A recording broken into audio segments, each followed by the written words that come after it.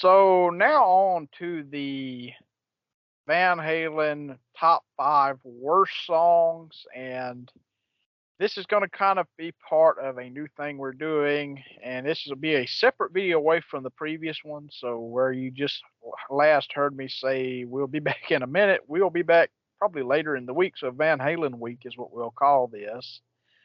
And yeah, I mean, we've written down five of what we think are the worst Van Halen songs. I think Steven has a little bit more of a mix than I do. I have all Van Hagar songs. Oddly enough, none from the Sharon era, which is probably the most people blasphemy. But yeah, I have written five of them down. Now, some of these I think they're bad songs, but maybe musically some of them are decent or have good ideas. But I mean, we'll dive more into that as we go on. But yeah, these are just five of my least favorite Van Halen songs that I've ever heard. Songs that I don't really go back to too much, and I just think this is an interesting topic and an interesting way to move around a little bit and try something new and different and kind of original. And so, how we're going to do this, at least in my mind, I'll do my number five. Steven will do his number five. Then we'll go to my number four. Then his number four. We just each time we'll discuss each song, what we think is bad about the song, whatever, and we'll kind of go from there. So I'll dive on into it if you're ready, Steven. Yes, no. All righty. So my number five, and this Steven may like this song, but it's About Time from the Best of Both Worlds compilation. So I am one. I used to be pretty tough on those three songs. Probably my favorite now is Learning to See. When I used to really dislike that song, I like that song a lot now. I think it's a very, very cool song. Sammy has noted about how all three of those songs were basically copied and pasted from other songs and basically made into one coherent song or somewhat coherent song. It's just this to me is kind of hokey. I mean, when they start out the whole thing and they're saying time, time, time, and this echo, it's just kind of hokey. They did this song live. I've seen it live.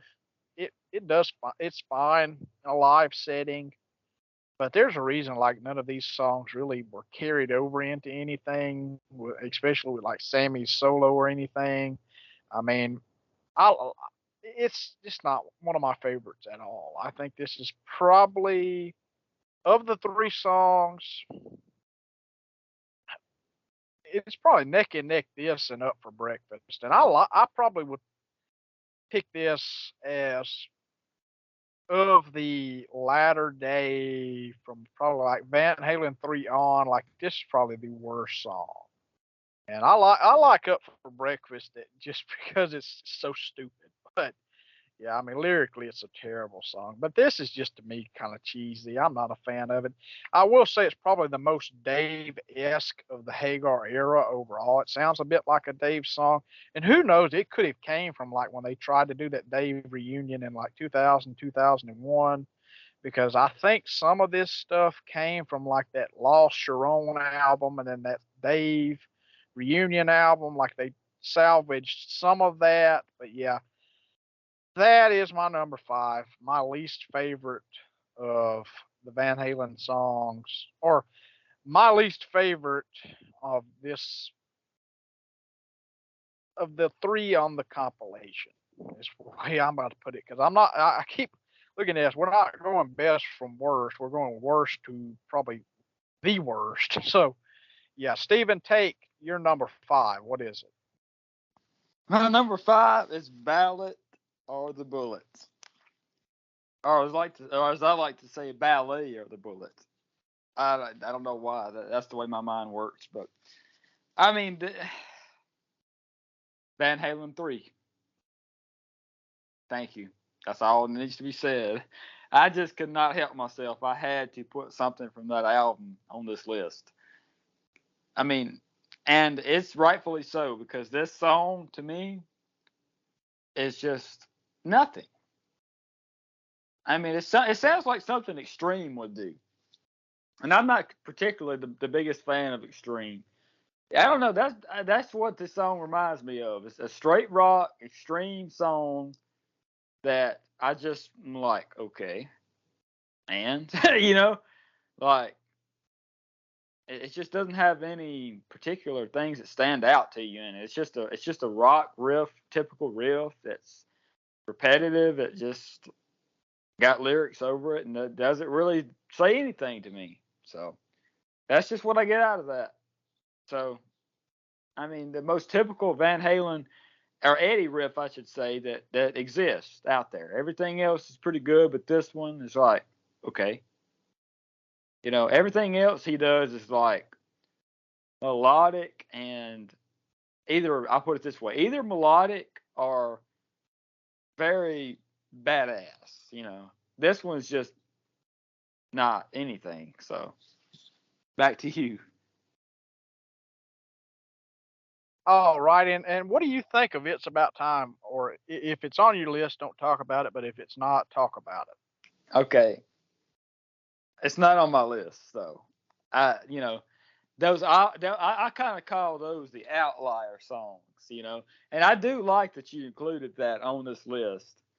And to be honest, that didn't occur to me, but it wouldn't have been on the list anyway. Any of those three songs you're talking about, or think about the songs that are off of the greatest hits of Van Halen, or I think it's called Best of Van Halen. And there's a couple on there on one of those albums like that. Can't Get This Stuff Anymore, and one other one I can't remember. But those were both really good, and those weren't Me those Wise wouldn't come. Magic. Yeah, and that one, and it wouldn't come anywhere near this list. I like those. I liked that you included one of those outlier songs. But I will say that I really do love that song. I mean, I'm just quirky like that. I just like songs that nobody else do sometimes. Or like, for example, the Eric Clapton album Rainbow Concert. I love that record. I can't tell you why. I just love it. It's not because it's tight. It's not because it's a great production. It's not because it's that coherent. It's just that I just love it. That's all it is to it. I don't know how to describe it. You know, uh, it's just something that I like or don't like. But yeah, that song I really do. I love that song. So there you go. All righty, and I'll talk about the Ballad of the Bullet. I actually like that song. Like, I will say, I think it would have been better with Dave. Quite honestly, I think he could have brought a little bit more of a swagger to it, or kind of a punch to it. I kind of get where they were going with it. It's kind of like trying to be a political song, which is I'm not too familiar with Extreme other than the hits like Get the Funk Out and More Than Words. But yeah, I like the song. I think it's cool. It's heavy. I like the little slide parts or the dobro parts during the song that Eddie plays. I thought it was interesting, and it's probably the heaviest song on that record overall. So yeah, I enjoy the song for the most part, and I like that album. Like I said earlier on the ranking of the Ultimate Classic Rock list. I'm talking about Van Halen 3. I like that album. I legitimately like that record. But yeah, that's just my opinion, though. So number 4, I'm going with Source of Infection from OU812, 1988. This is a song where even Sammy can't defend this song. This is not even really a song. It's just basically Sammy screaming and then saying like, "Ooh yeah, oh hate it, jam it, kick it, dig it, beat it, whatever." And even Sammy said he could have put more thought into the lyrics on the song, which I mean, I don't even think there's lyrics on the song. Now there's the pre-chorus and then the chorus and all, and it was inspired by a sickness that Eddie had, dingo, dingo fever or something. Well, like I can't remember. It's some weird name, Dang fever or something like that. I think he got it on a vacation or whatever that he was on, and I almost had contracted it on a vacation. But yeah, I'm not a huge fan of it. I don't mind the chorus and the pre-chorus too much. I like the background vocals during all of that, but and musically it's actually not bad. But yeah, it's not one of my favorites. And even Sammy really can't defend it. He said, "I wish I would have spent more time on it," but he says like they basically did the song to prove like we can do literally anything and people will love it. So yeah, that's my number 4. So Steven, what do you think about Source of Infection? And then give your number 4.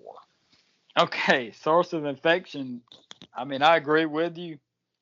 It's just musically it's okay, but lyrically, okay. You're just like, I mean, wow. And really, I do get that vibe, and I could totally believe it if behind the scenes they went, let's just see if how this this gets you know acclaimed or how it gets accepted. And I mean, if people would like this, then it proves that people don't care about lyrics, so or melody or anything. But to me, there's a couple on that album that you're just like, okay, but that's besides the point. My number 4. Now this is gonna cause and spark a lot of controversy. I feel like among it would cause a lot of Van Halen, just absolute junkies to just go, what the heck? Loss of control. Oh man, I hate this song. Like to me, and the way that they wrote the song you're talking about, I feel like it was in this same vein that they wrote this song. I feel like they saw some movie or what some commercial, and they went lost control, and I'm like, what is this? Like, come on, Kiss. I mean, seriously, what is this? Like, it's like something out of a dumb movie, like some soundtrack off of a dumb movie that I would imagine being in the background of like a Dumb and Dumber movie or something. As they're doing something stupid, like going down the road. That's what I picture this song as. Like, I don't picture this as being on a rock album. You know, I mean, and you got Mike Anthony in the background going in a high pitched voice, lost control over and over. And the riff is not even that good. I just don't get it. I don't know why people even like this song. I really don't. I don't get it. Bye. Thank you. Next. All right. So I actually enjoy Loss of Control quite a bit. I think that is actually a really cool song. I get it though, the chorus is a bit much. But I kind of like it. Like this reminds me a bit of like Hot for Teacher, like a pre-Hot for Teacher type song. And I like it. I understand why people hate it, but I think it's fine. It's just kind of a fun, kind of dumb song. I guess you could say kind of a stupid joke song, I guess. And it's in the same vein, I guess, as Source of Infection. But I like this song much better than Source of Infection.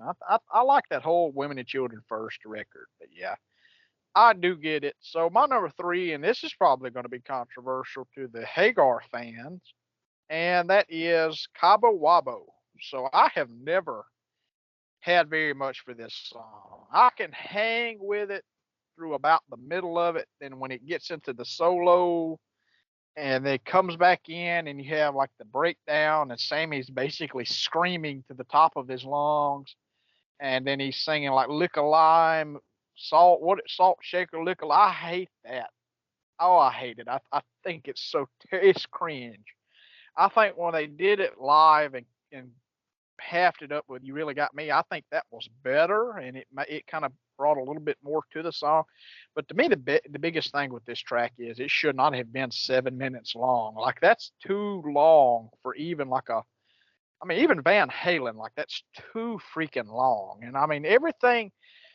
It's just it's not one of my favorites. The production doesn't add anything to it, and I know a lot of people compare it to Led Zeppelin, which we talked about on the Ultimate Classic Rock article. But I'd never have gotten that other than maybe the pausing or whatever. People may compare that to freaking Black Dog or something. But it's a direct rewrite of the song "Make It Last" by Montrose, and I love "Make It Last." I think that's a great song, and if you listen to it 100%, you can tell it's a rewrite. And even Sammy has admitted it's a rewrite. So yeah, that's my number three. It's probably controversial, but that's my opinion. So Steven, what do you think of Cabo Wabo? And then give your number three. Okay, Cabo Wabo. I gotta admit, I love it. I love the song.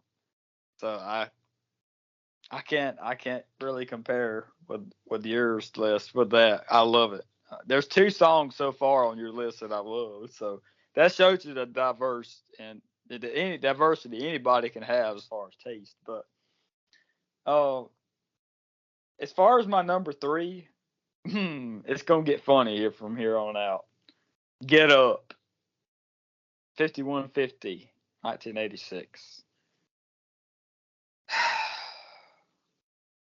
I mean, I just don't know, man. It's literally the same riff over and over and over and over and over. This whole song, and it's typical, and it sounds like slide guitar, but it's not. It's a Eddie whammy bar thing that he invented. Basically, not invented, but you know what I mean.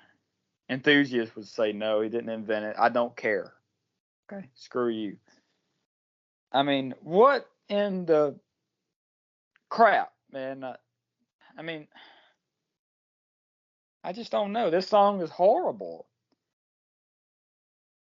It's just like a freight train of. It sounds like a freight train of nonsense. That's a good way of putting this. A lot of screaming.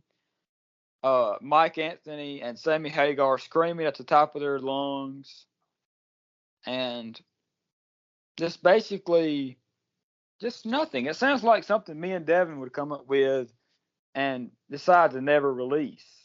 And just on a random jam session we did with Pete, and we just never released it because it's just random and stupid. And so anyway, I just don't know. So I hate it. Back to you, Devin. Yeah, I'm not too far away from you on that. First of the night, people. So Get Up, yes, it's too much. If I had to, I could probably take. I mean, I probably would take "It's About Time" off and put this song on here, or maybe it would just be an honorable mention. Musically, I like it, but it's all over the place. It's a bit, like I said a minute ago, too much. And lyrically, it's off the freaking wall. And I kind of get what they were going for. They were trying to do this like heavy metal song, kind of like a Hot for Teacher Part 2. But like I said with Ballad of the Bullet, like this would have been better with Dave. Like Dave could have like leveled this song out and fleshed the idea of this song out quite a bit. Like, ah, it's whatever. Even live, it sucks. I mean, it's just not a good song. Like I said, musically and the kind of the heaviness of the song, I like it. And it kind of reminds me of a song that came out later on, but was done back in the club days, Bullet Head. It kind of reminds me of that, and maybe Eddie took a bit of inspiration from that riff and stuff like that. But I think like Bullet Head is this song done a lot better. But yeah, that's just my opinion.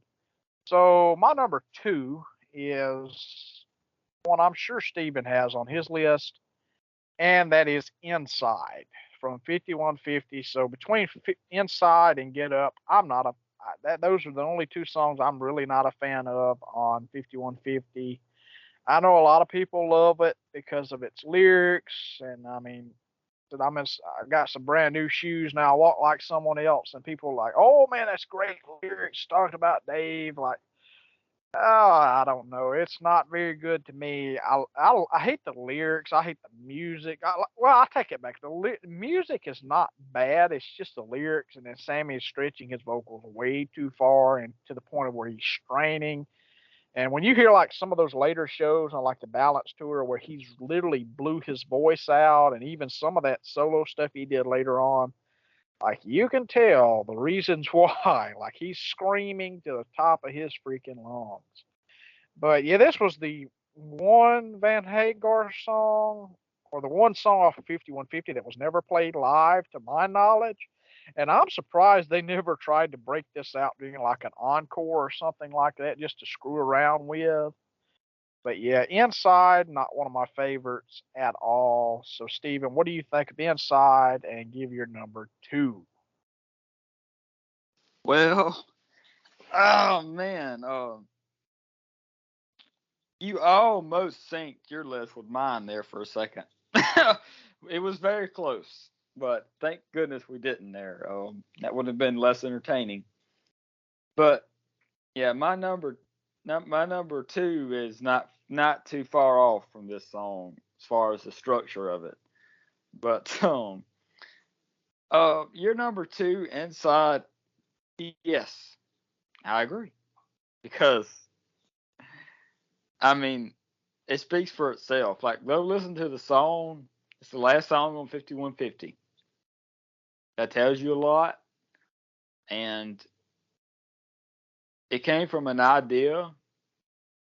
I can tell, a keyboard song, and it sounds like it kind of reminds me musically of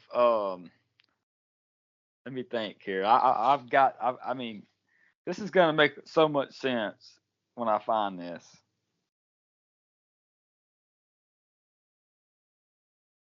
Let me figure out what this is called.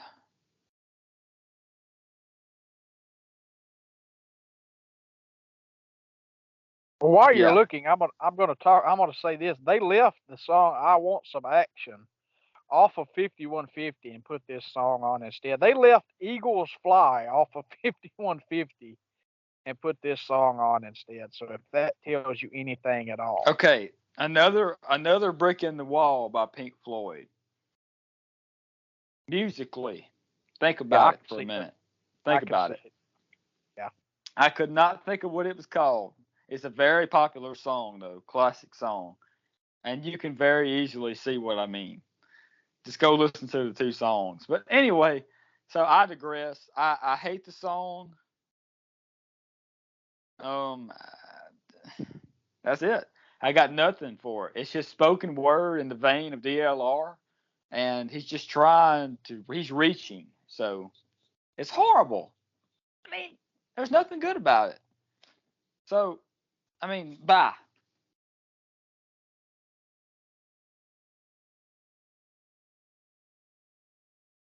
So what was your number two then? I forgot to even. I got so sidetracked. I forgot to even say it. Oh Okay, yes. my number two. I'm glad you said that. It's Pleasure Dome. So, Pleasure Dome. They did it instrumentally live, and I loved it. Uh, but as far as like on the live album, but as far as on this record, the way what Sammy Hagar did with this song, no. Without the words, it would have been perfect.